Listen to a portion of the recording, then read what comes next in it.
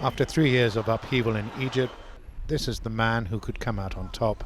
Military Chief and Defense Minister Abdel Fattah el-Sisi has announced his bid for the presidency. For months he denied he would seek the country's highest political office, but his ambitions were first revealed in this leaked tape recording in which he spoke of decades of nightly dreams about being president. In one dream, a voice told me, "We will give you what we have, not given to anyone else." And in another dream, I was with President Sadat. He said to me, "I was sure I will be the President of the Republic." Then I replied, "I also have always been sure I will become the President of the Republic." El-Sisi had already had some high-profile support. During a recent trip to Russia, President Vladimir Putin endorsed his bid for the presidency, even before it was publicly announced. I know that you, respected Mr. Defense Minister, have made a decision to run for President of Egypt. It is a very responsible decision to take charge of the mission for the fate of the Egyptian people. El-Sisi has his supporters at home too.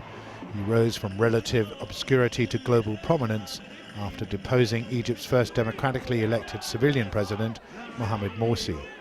The coup followed a wave of popular protests, mainly by opponents of the Muslim Brotherhood, who see el-Sisi as the leader of what they describe as a second revolution on June 30th last year.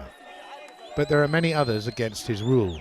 Weeks of bloodshed followed Morsi's ousting, when hundreds of the deposed president's supporters were killed and thousands more arrested for protesting against the military takeover. An interim government backed by el-Sisi and the military then kept Morsi in jail and banned the Muslim Brotherhood, eventually declaring it a terrorist organization. As the nation descended into violence, el-Sisi was given more powers.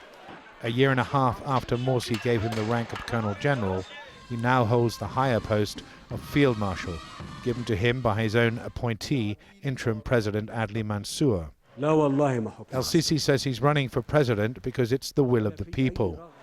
However, Egypt remains a deeply divided society, polarized between those who want to return to civilian rule, who maintain that the January 25th revolution was hijacked by the military, and those who think stability, even under a military ruler, should remain the priority over democracy.